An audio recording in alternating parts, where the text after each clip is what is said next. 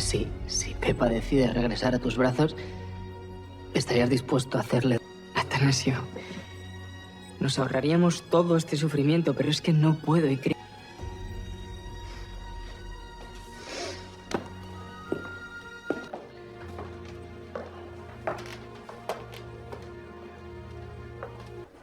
No es necesario, Mercedes. Hay que ser agradecida. Quiero seguir regocijos. Supongo que lo dirá por el consejero real. Que fuera capaz de semejante humillación. Recuerde el poder que tiene este hombre. Tan solo le pido, supongo que quedaría más tranquila si me contara qué está planeando hacer contra él.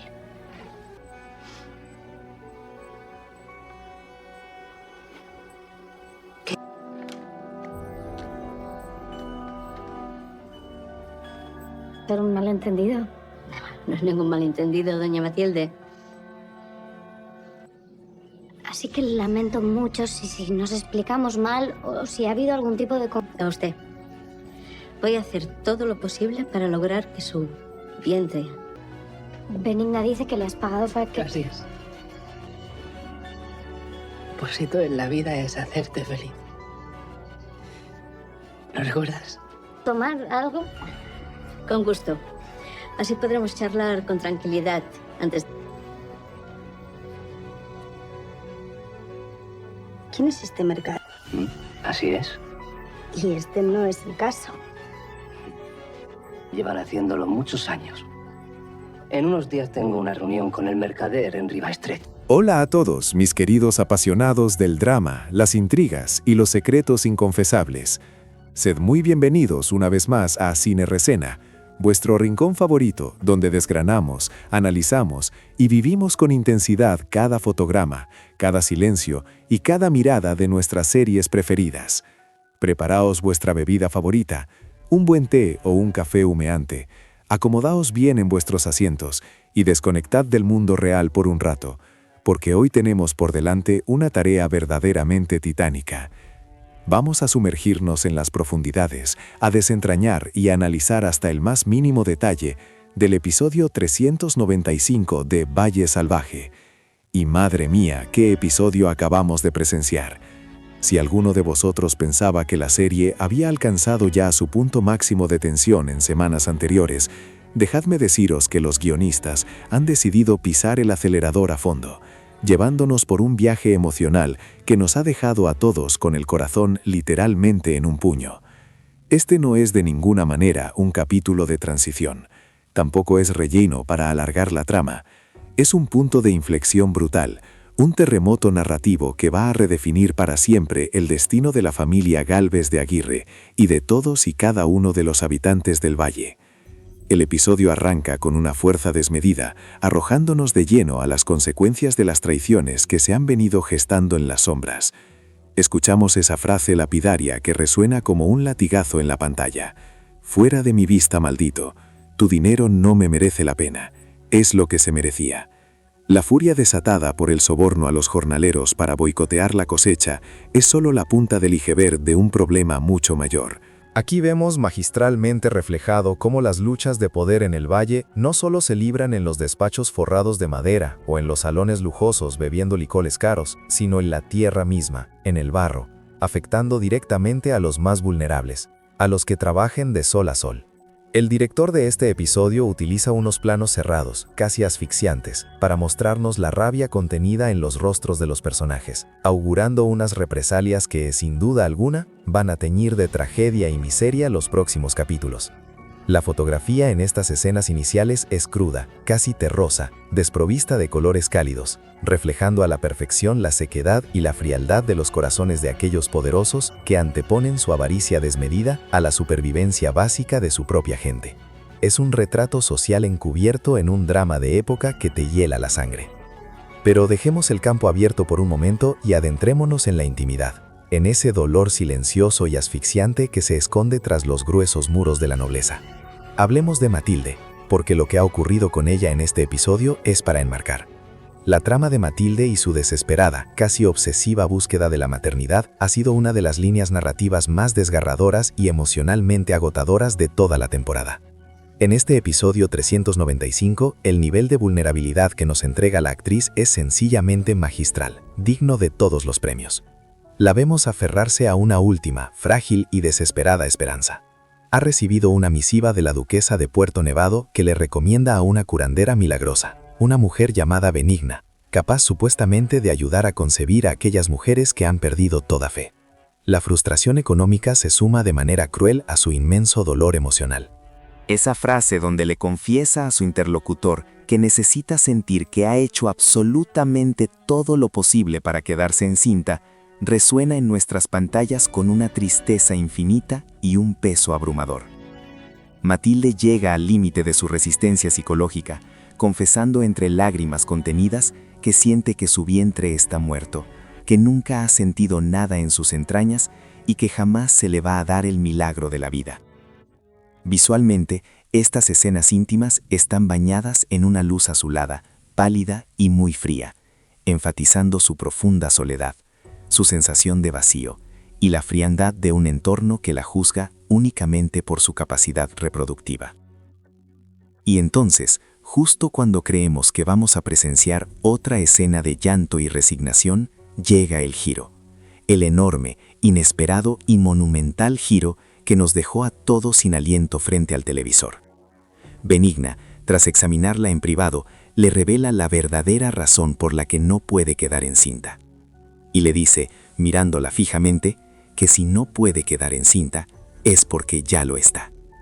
El cambio en la expresión facial de Matilde, pasando de la resignación más absoluta, al terror, a la confusión y finalmente a una incredulidad paralizante, es un momento de pura magia televisiva. Pero los guionistas son crueles y saben jugar con nosotros, porque la tensión no decae. La abrupta llegada de su esposo interrumpe el momento sagrado, obligando a Benigna a encubrir parcialmente la tremenda noticia, alegando de manera improvisada que Matilde necesita asimilarlo, que necesita más tiempo. Este secreto a voces que se acaba de crear es una nueva bomba de relojería a punto de estallar. ¿Por qué ocultarlo en ese preciso instante? ¿Acaso el marido tiene oscuras intenciones? ¿Esconde algo sobre su propia capacidad para engendrar? O tal vez Matilde, en lo más profundo de su subconsciente, teme la reacción de su esposo ante un embarazo que quizás no cuadre con los tiempos de su intimidad. Este giro argumental no solo cambia radicalmente el destino personal de Matilde, sino que altera de forma inevitable toda la línea de sucesión, las herencias y las futuras alianzas políticas dentro del valle. Es una jugada maestra del guión. Cambiando de tercio, y si hablamos de maternidad, de bebés arrebatados y de secretos sepultados, tenemos que sumergirnos de lleno en el que considero el núcleo emocional y de suspenso psicológico más fuerte de este episodio. Me refiero, por supuesto, a la dolorosa cruzada de Luisa. Luisa es, sin ningún tipo de dudas, el personaje más trágico, incomprendido y valiente del momento actual de la serie. Ella está absolutamente convencida, y nosotros, como fieles espectadores, sabemos que tiene razones de sobra para estarlo, de que doña Adriana no dio a luz a la pequeña María, sino a un niño varón. Ella está segura de que le cambiaron al bebé. Ella asegura con una vehemencia que asusta que escuchó el llanto inconfundible de una criatura varón en la siniestra cabaña de esas parteras, y afirma que nadie la va a convencer de lo contrario. Y aquí es exactamente donde la serie hace una crítica feroz, inteligente y muy sutil a cómo se trataba la salud mental y, sobre todo, la voz y los testimonios de las mujeres en aquella época oscura. A Luisa la están llamando loca sistemáticamente, están desestimando su verdad, tachándola de delirios provocados por el intenso duelo tras la traumática muerte de su hermana. Quieren borrar su testimonio silenciándola con el estigma de la locura. Vemos a Alejo Gálvez de Aguirre tomando cartas en este delicado asunto de la peor manera posible. Bajo el manto de la supuesta protección familiar, acude a la cabaña y ofrece una cantidad muy generosa de reales a esas siniestras parteras para comprar su silencio. Su objetivo es evitar a toda costa que estas mujeres denuncien a Luisa ante la Santa Hermandad por difamación. Alejo cree genuinamente que está protegiendo a Luisa. Cree que está salvando el intachable prestigio del apellido Gálvez de Aguirre, pero en realidad, sin darse cuenta del todo, se está convirtiendo en cómplice directo de un secuestro atroz y de la ocultación de un heredero legítimo. La frialdad mercantil con la que las parteras aceptan el sucio soborno, advirtiendo con una calma que hiela la sangre que si Luisa vuelve a acusarlas, el trato se rompe y no habrá dinero en el mundo que las detenga, es una de las escenas mejor logradas del capítulo. La dirección de actores aquí es sencillamente impecable, contraponiendo de manera brillante la desesperación ardiente y caótica de Luisa con la burocracia fría, distante y calculadora de Alejo y las parteras. La situación de Luisa alcanza cotas de crueldad insoportables cuando Pepa, Bárbara y el propio Alejo se reúnen a puerta cerrada para discutir el destino de la joven a sus espaldas. Hablan de internarla, de buscar ayuda fuera del valle, concretamente en una casa de reposo, un eufemismo aterrador y edulcorado para referirse a lo que todos sabemos que es un manicomio, un asilo del que probablemente jamás saldría con vida o con cordura. La conversación previa con Pepa es un ejercicio de dolor puro y contención actoral. Pepa, que está desgarrada, dividida entre la lealtad inquebrantable a sus señores y el amor profundo y visceral por su hermana, le suplica a Alejo saber la verdad. ¿Usted también cree que Luisa está perdiendo la cabeza?, le pregunta con la voz rota. La respuesta esquiva de él, afirmando que ninguno quiere perderla, pero que tienen que actuar de inmediato, confirma los peores y más oscuros temores de Pepa. Quieren encerrar a la única persona que está dispuesta a destapar la mentira más grande y destructiva de todo el valle. Y la escena posterior, en la que finalmente se enfrentan cara a cara con Luisa para comunicarle sus intenciones, es de pura antología televisiva. Lejos de achantarse, Luisa se mantiene firme, inquebrantable, como una roca en medio de la tormenta. Ella les dice, mirándoles a los ojos, que no piensa parar, que si tiene que caer, caerá, que acarreará con todas las consecuencias y que le da igual todo con tal de recuperar al niño que le arrebataron a Adriana. Es el mito de Casandra cobrando vida magistralmente en Valle Salvaje, aquella sacerdotisa de la mitología condenada a predecir la verdad, pero a sufrir la maldición de que nadie jamás le creyera. Este enfrentamiento es el claro ejemplo del abuso psicológico institucionalizado. Quieren hacerla dudar de sus propios sentidos, de su propia memoria, de su propia cordura. Pero la fuerza del amor hacia su difunta hermana es un motor imparable, que ni todo el oro de los Gálvez de Aguirre podrá frenar. Mientras Luisa lucha con uñas y dientes por sacar la verdad a la luz, enfrentándose al abismo del encierro, en las altas esferas del palacio se libra otra batalla campal, esta vez por el control político, el honor familiar y sobre todo una masculinidad tóxica que envenena todo lo que toca. Hablo, por supuesto, de la difícil y tensa dinámica entre Rafael y su padre, don José Luis. Rafael se nos presenta como un duque completamente atípico para su época, un hombre que ha decidido romper con las rígidas y frías normas de la aristocracia para involucrarse emocional y físicamente en la crianza de la pequeña María. Las quejas llegan a oídos del padre a través de terceros, escandalizados porque Rafael le muda los paños a la niña cuando se ensucia, se levanta él mismo en mitad de la madrugada para consolar su llanto y la acuna entre sus brazos hasta que se duerme, negándose a dejarla exclusivamente en manos de las amas de cría y las nodrizas. Para nosotros, espectadores modernos, esto lo convierte en un personaje tierno, noble y profundamente redimible. Pero a los ojos de don José Luis y del resto de la rancia nobleza del valle, esto es un dislate absoluto, algo totalmente impropio de un hombre de su estatus, y, si me apuran, algo francamente ridículo. La actuación del actor que interpreta a José Luis es tan soberbia, tan cargada de desprecio natural, que consigue que lo odiemos profundamente en cada sílaba que pronuncia. La conspiración que se teje para hacer caer a Rafael es de una bajeza moral incalculable. Don José Luis, en lugar de apoyar a su hijo, se alinea con terceros, complotando en su propio despacho para permitir deliberadamente que su propio hijo fracase estrepitosamente ante la inminente e importantísima visita del varón. Rafael, abrumado por los constantes cuidados que requiere la niña y afectado por el constante desdén y la falta de apoyo de su padre, comete un error administrativo y se olvida de firmar unos contratos cruciales relativos a los excedentes y los precios del maíz, lo que podría hacerles perder muchísimo dinero. En lugar de guiarlo y proteger el patrimonio familiar, su padre decide, con una frialdad sociopática, dejarlo caer al vacío para que aprenda a base de golpes que el ducado le viene grande y que todos sus actos tienen consecuencias. Pero esta disputa puramente profesional y de estatus esconde bajo la alfombra una herida personal mucho más profunda, oscura y purulenta, que estalla por los aires en el enfrentamiento más intenso y catártico de todo el episodio.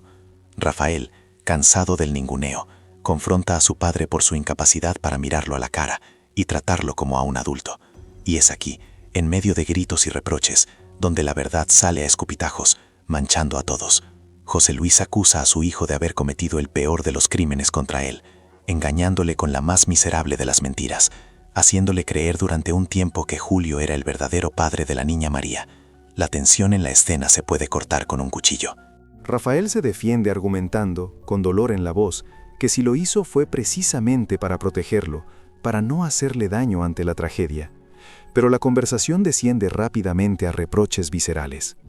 «Me has hecho creer que todavía quedaba algo de mi hijo en esa criatura», le grita el padre, desgarrado por su propia versión del luto. Y Rafael, en un acto de valentía desesperada, le espeta que aún queda algo de Julio en la niña, en él mismo y en Alejo, recordándole que la familia es más que la mera genética. Pero el golpe maestro, la puñalada narrativa más brillante de este diálogo, ocurre al final de la escena. Rafael, perdiendo por completo la paciencia, desnida el alma podrida de su padre, revelando el verdadero motivo de su infinita amargura. Le dice en la cara que no es solo la mentira sobre la paternidad de Julio lo que le duele, lo que don José Luis no puede soportar, lo que lo hundió en un pozo de miseria desde el preciso instante en que Adriana parió a esa niña y la conoció por primera vez, es que tuvo a una hembra. Su desprecio no es por la mentira, ni por el dolor de la pérdida, es misoginia pura, dura y rancia. Desprecia a esa pequeña niña inocente con toda su alma por no ser el varón que perpetuaría su apellido y su legado de la forma en que su ego lo demandaba. Este es un momento de guión absolutamente brillante y revelador, porque une a la perfección la trama política de la sucesión del ducado con la trama emocional de la familia, demostrando una vez más cómo el patriarcado destruye, corroe y pudre desde dentro sus propias estructuras familiares.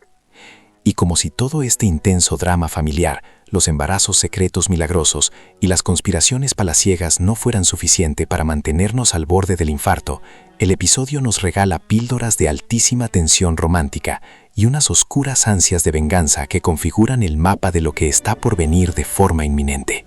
Las interacciones cruzadas entre Atanasio, Martín y Pepa añaden una capa de tremenda complejidad al ya enredado tejido social del valle. Esa pregunta tan directa y a quemarropa de Atanasio, ¿sientes algo muy fuerte por Pepa? Y la sincera confesión de la otra parte, asumiendo que no puede quitársela de la cabeza, nos habla de pasiones reprimidas, de lealtades divididas que están a punto de desbordarse como un río salvaje. Además, ese momento de confrontación íntima donde alguien pide desesperadamente que le miren a los ojos y le digan que ya no sienten nada para poder creerlo, es un recurso clásico de los mejores melodramas que nunca falla, especialmente cuando está ejecutado con una química actoral tan innegable y palpable como la que vemos en pantalla. Sabemos de sobra que estas complejas historias de amor cruzadas van a chocar irremediablemente, más pronto que tarde, con los oscuros intereses de las familias más poderosas, dejando víctimas a su paso. Por otro lado, la alargada sombra de la venganza se alza imponente y amenazadora en los últimos minutos del episodio. Escuchamos declaraciones de intenciones que literalmente ponen los vellos de punta. Alguien afirma con una frialdad aterradora que ha llegado el momento exacto de hacerle pagar por todas sus ofensas, por todo lo que ha hecho en el pasado y por lo que intentará hacer en el futuro, y además a ojos de todos, buscando no solo el castigo físico o económico, sino la humillación pública. Y ese sometimiento verbal a José Luis, donde una voz implacable le exige no solo reconocer una pequeña parte de su culpa, sino asumirla por completo, en su totalidad, y pedir perdón de rodillas por cómo ha estado tratando y pisoteando a los demás. Ver a una figura tan inmensamente autoritaria, machista y déspota, siendo acorralada en su propio terreno y obligada a tragar su inmenso orgullo, es una catarsis inmensa y muy satisfactoria para el espectador. Es el presagio indudable de que el inquebrantable imperio de los Gálvez de Aguirre está a punto de desmoronarse como un castillo de naipes, no por la invasión de enemigos externos, sino por el peso aplastante de los pecados y las traiciones que han cultivado meticulosamente en su propio hogar durante años. Analizando este espectacular episodio desde una perspectiva mucho más técnica, narrativa y de dirección, hay que ponerse de pie y aplaudir la labor del enorme equipo detrás de Valle Salvaje. La cadencia, el ritmo de este capítulo es sencillamente perfecto. Han logrado la difícil tarea de entrelazar más de 4 tramas extremadamente complejas, sin que ninguna se sienta atropellada, apresurada o descuidada. Cada personaje ha tenido su momento para brillar y para sufrir. El uso de la profundidad de campo en el lenguaje de las cámaras es digno de estudio en escuelas de cine. Fijaos bien la próxima vez que lo veáis, cuando Luisa habla de la cabaña maldita y de los llantos del niño, el fondo aparece constantemente desenfocado, aislándola visualmente en su propio mundo de dolor, reflejando exactamente como la ven los demás personajes, como una mujer aislada en la prisión de su propia locura. En cambio, cuando el temible José Luis conspira desde la sombra en su amplio despacho, todo en el plano está perfectamente enfocado, nítido, estructurado, mostrando que él cree tener el control visual y material total de su entorno, aunque paralelamente su entorno familiar sea un absoluto caos a punto de implosionar. También me gustaría destacar enormemente el diseño sonoro de este capítulo. A lo largo del episodio, en los precisos momentos donde se menciona al niño perdido de doña Adriana, hay un sutil, casi fantasmal sonido de viento en la mezcla de audio, casi imperceptible si no prestas atención, que funciona como un eco trágico. Es un presagio narrativo espectacular que nos dice, sin necesidad de usar ni una sola palabra, que el pasado no está enterrado. Que el verdadero heredero respira en algún lugar del mundo y que la verdad, por mucha tierra que le echen encima, siempre sale a la luz. Las actuaciones, como ya he mencionado repetidamente a lo largo de este análisis, alcanzan picos de excelencia insospechados. La mirada vacía y aterrorizada de Matilde en la consulta, la mandíbula tensa y apretada de Rafael soportando los insultos de su padre, la desesperación corporal y los ojos inyectados en sangre de Luisa. Estos actores no están simplemente recitando sus líneas de memoria frente a la cámara, están encarnando el trauma, el peso histórico y la complejidad psicológica de sus personajes. Este episodio en particular consolida a Valle Salvaje no solo como un entretenimiento televisivo de primer nivel, sino como un grandísimo drama de época que se atreve a explorar las oscuras profundidades de la condición humana, la ambición sin límites, la opresión de género y el sacrificio absoluto. Todo lo ocurrido hoy, toda esta marea de emociones, nos deja en una posición de total incertidumbre y extrema expectativa de cara al futuro. Recapitulando brevemente para organizar nuestras ideas, tenemos a Matilde con un embarazo sorpresivo y casi milagroso que su entorno familiar aún no ha procesado en absoluto, y que, conociendo a esta familia, podría ser utilizado como una peligrosa arma de manipulación y chantaje. Tenemos a nuestra querida Luisa al borde del abismo, a punto de ser arrastrada e internada por la fuerza en un asilo de por vida por el simple hecho de ser la única valiente que grita una verdad ensordecedora, que el hijo de Adriana está vivo y fue robado. Tenemos al pobre Rafael, siendo cruelmente boicoteado y saboteado por su propio padre por el imperdonable crimen de amar y cuidar con ternura a una niña a la que se le niega todo valor por el simple e injusto hecho de haber nacido mujer en un mundo de hombres. Y por si fuera poco, tenemos romances clandestinos ardiendo bajo las cenizas y planes de venganza fríamente calculados a punto de estallar frente a los ojos de todo el valle. Mis teorías para los próximos capítulos son muy claras pero oscuras al mismo tiempo. Creo firmemente que Luisa no va a ceder ni un milímetro. Alguien, posiblemente Alejo agobiado por la culpa, o el propio Rafael cuando descubra horrorizada la conspiración paralela de su padre, encontrará una pista física irrefutable en esa cabaña maldita, que le dará toda la razón a Luisa, y ruego al cielo que sea justo a tiempo, cuando estén a punto de llevársela en ese carruaje hacia el manicomio.